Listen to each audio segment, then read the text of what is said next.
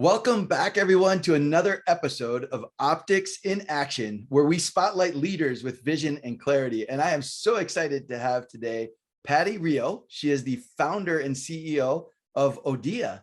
And we've been having conversations. We've known each other for quite some time. We have common clients and things like that. But I'm so excited to have you on the podcast today, Patty, to talk about marketing and AI and all kinds of great stuff. So welcome. Thanks, Ryan. Thanks for the invitation. Yeah.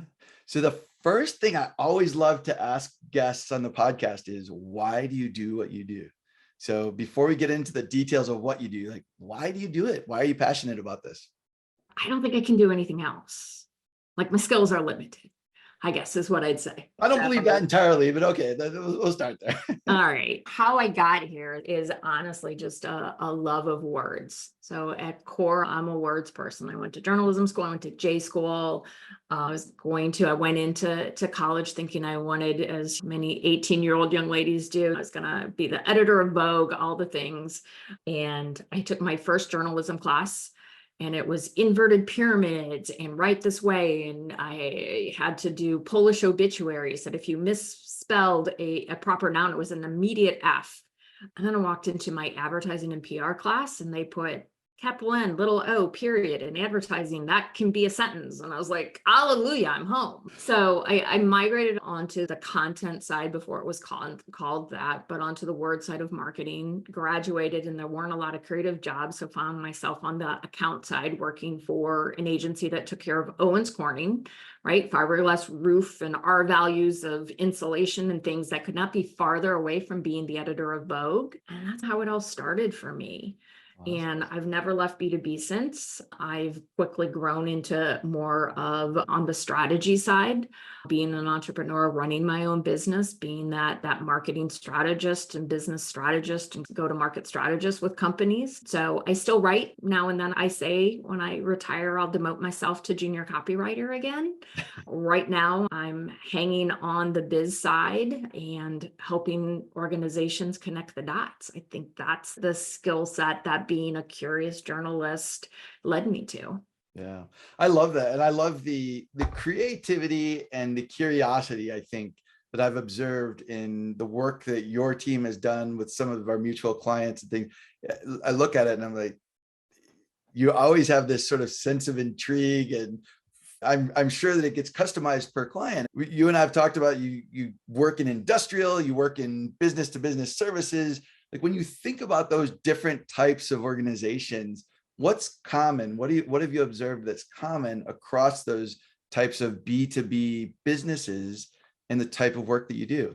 Yeah. So I'll start with your curiosity comment. And I love that comes through because our mission, our vision, our values are what I hire by is really simple. And that is be curious, be inspired, and be bold. If you're not curious, you should not work at ODEA. I truly hire to it. I want my team to be curious. If that doesn't inspire you on the geekiest things, then you shouldn't work at ODEA. And then we try really hard to be bold in the execution because there's a whole bunch of noise out there. But the reality is, irregardless if you're my steel client, if you're our adhesive glue client, if you are a professional service client, like one of our accounting or our appraisal, end of the day, we all sell a commodity. Yeah. We as marketers use the same email technologies anyone else does. We've got access to the same social media everyone else does. We've got access to the same websites. My lovely accounting friends use the same W-9s and 1099s and W-2s and accounting software. Like we all use the same things. Yeah. What makes us different, what makes us unique is how we synthesize it, is how we interact. It's how curious we are, how bold we are in pushing that. And that comes from hearts and guts and instincts. And that's what makes us unique as organizations. But at the end of the day, our businesses none of them are very unique. And when you just look at them, when you look at it through that lens, kind of the same too. No, exactly. So I love that. You said three things there: be curious, be inspired, and be bold. And I think that's a really great, like those three images in my mind of curiosity, inspiration, and being bold. Really, every company, right? Just if we want to set ourselves apart in a world that's full of commodities, being curious, how do I explore, how do I learn, being inspired and being bold are really great traits to have. I love those three themes that you shared. Good, That's good, because awesome. that's ODEA in a nutshell. That's who we Yeah. are.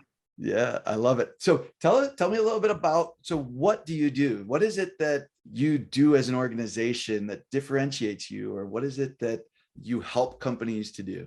Yeah, so ODEA is a team of business and marketing strategists, creative and technologists.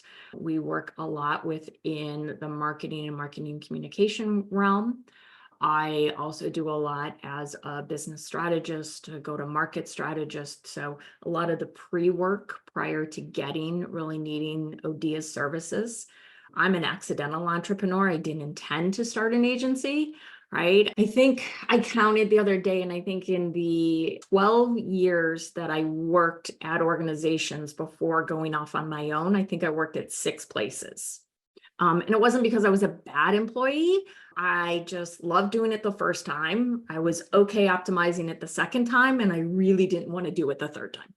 By year 3, I was usually looking for my next, which made me a really good entrepreneur, because as an entrepreneur, we have to not just be looking at today or tomorrow or next month, but we got to be looking at 3 months from now and 6 Yeah, months from you've now and got the to next be a year. creator. You've got to be Yeah, creating stuff yeah, and yeah. pushing for the future, right? That's very clear and important. So as you think about, I often like to talk about people and process. If you think about the challenges that you face in the world of marketing today, in terms of people and process, what are some of the people challenges that you see that you're navigating or helping to navigate with clients or internally? What are some of the people challenges today, or over the next 5 to 10 years even?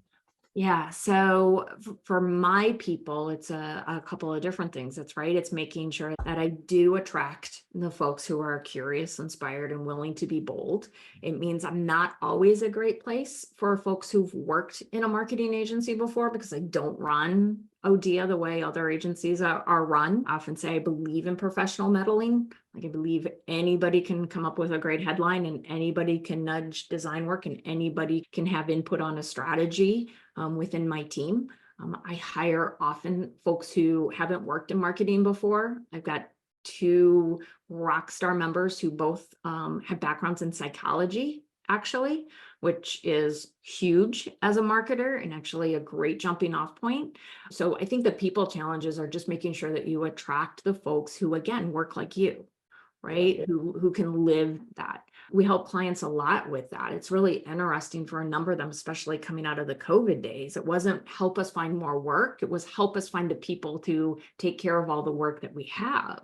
That's a So great point. Sometimes we think about marketing as being an external bringing in business, but there's also this external marketing of, hey, this is a great place to work, right? How do yeah. you help employers to promote those types of things as well? Yeah, we've done a lot of recruitment lately with LinkedIn work. We've got one of our steel clients who's opened up a second mill. So they did a large recruitment push actually with the Memphis Grizzlies down in Memphis. And so really unique ways of trying to go out there, especially if you're not a quote unquote sexy industry, like many of our B2Bs aren't. How do you go out there and tell folks this is still a really cool place to work? Yeah. So that's been a marketing challenge. So I would say for people, it's all about nothing's different, right? It's all about finding and retaining and getting those folks who work like you.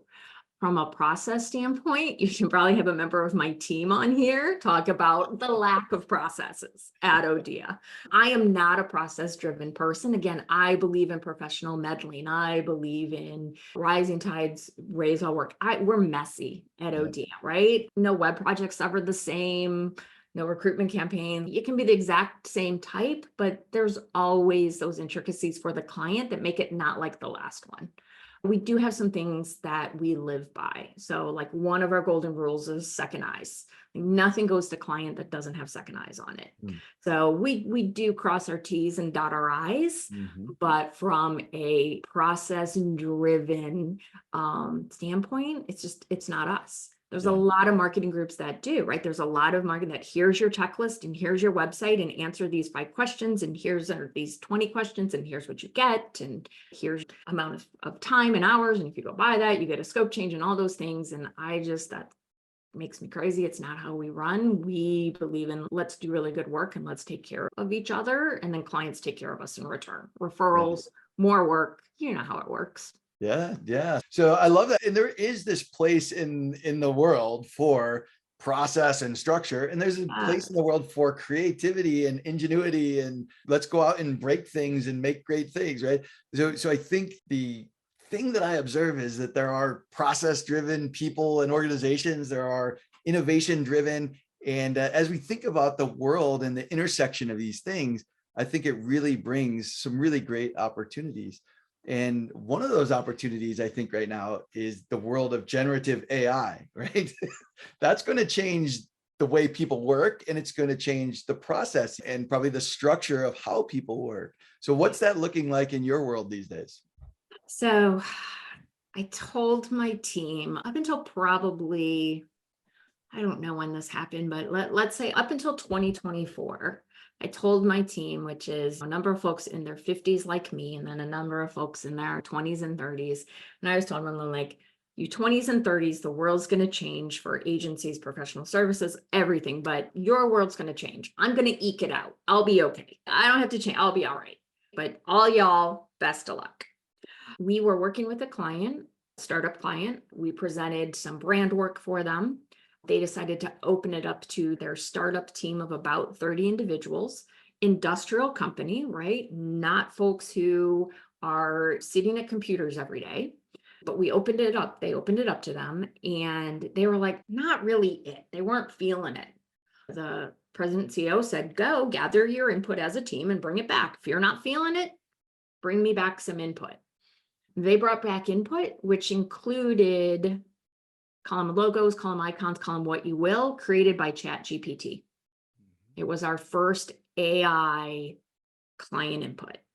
And I had an oh shit moment, Ryan, excuse me, but it was like, so then I went back to team and said, all right, so I can't eke this out. This is going to start changing things fast. Yeah. And it already has, right? Thank you, Photoshop, for the AI-enabled tools that make isolating. Thank you for all of these tools that are bringing in for us to do better within them. But for anyone whose fingers are on a computer, I believe that we're all in for some pretty drastic changes, much faster than what we anticipated. There's a quote, many of your listeners probably know Seth Godin. He's the godfather of modern marketing, right? And Seth Godin's quote is that AI will change marketing and business more so than the internet. It will change it like electricity did, as I paraphrase. And I don't disagree with him.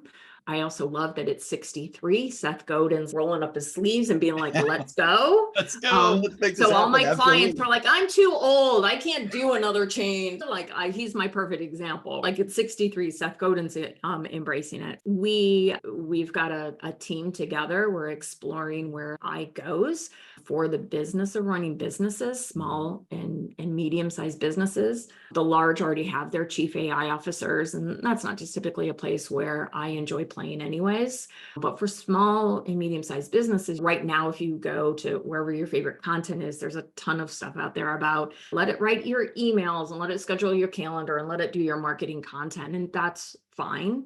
But I believe that there's so much more power there.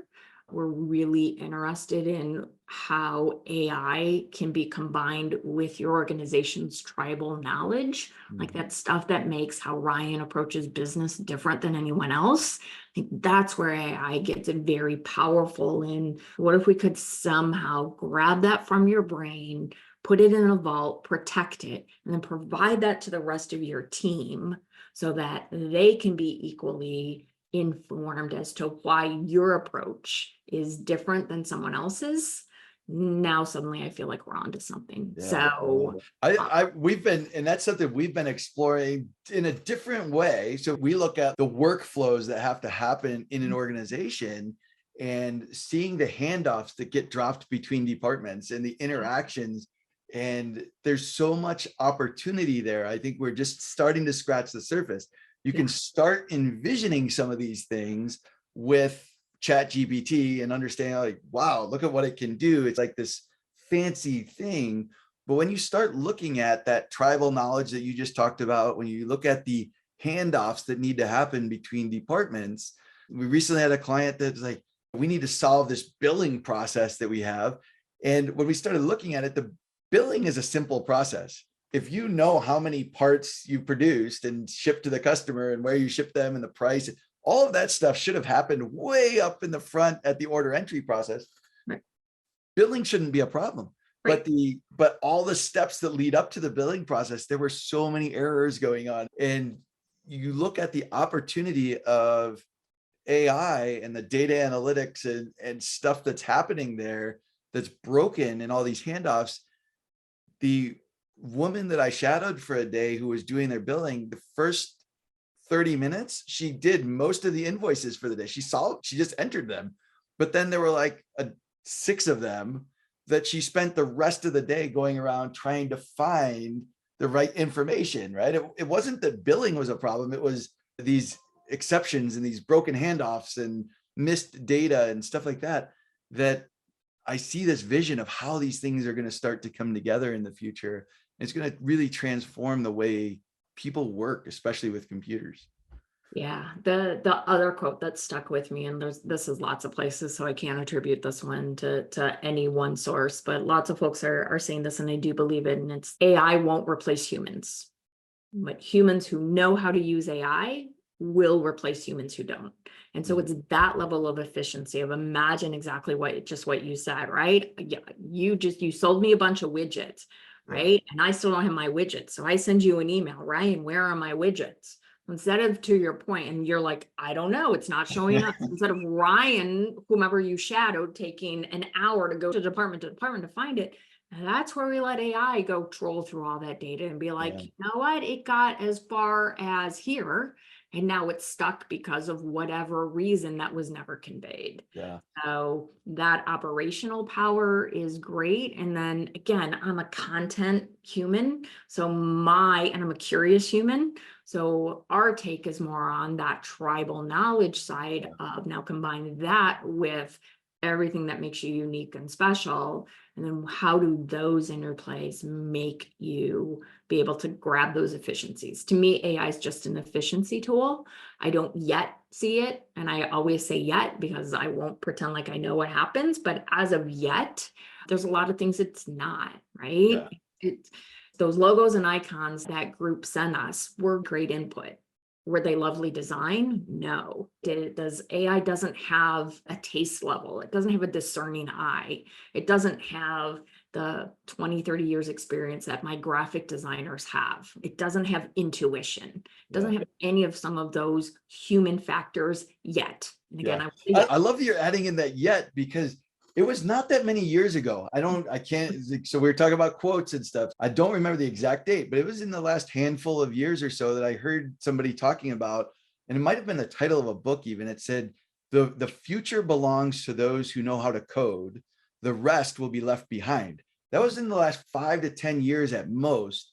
And within the past few weeks, the CEO of NVIDIA came out and said, don't teach your children to code. That's a waste of time. Yeah. Like, think about that evolution in 5 years, maybe. I know. Well, think about all of the heavy industry workers, right? I'll use a stereotypical one, right? Think about all of the folks who worked in coal, as we are going to more of a sustainability, right? Energy sustainability. Anyone who was working in a coal mine or any of that was told, go be retrained, your job's on the line, go be retrained, go learn how to code.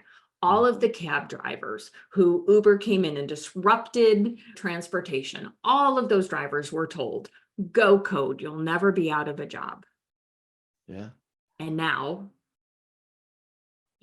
it's a weird world.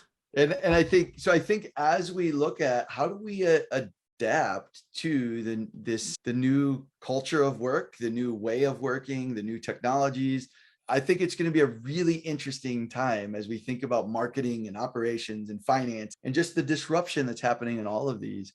So this has been awesome having this conversation, Patty. I really appreciate you. And I'm sure our audience has learned some great things by listening to this. How do people contact you or learn more about ODEA and about these ideas that you're putting out there. What's the best way for them to learn more or get in contact? I'm on LinkedIn. You can certainly find me on LinkedIn. You can find us at our website, teamodea.com. So TEAMODEA.com, or you can find me at patty@teamodea.com, or you can find me through Ryan. Either way. Fantastic. Thank you again, Patty Rioux, for being on this episode of Optics in Action. We got some great insights, and I love the vision that you're sharing about where the future might be going. So thank you again for being a guest today. Thanks, Ryan. Appreciate talking with you.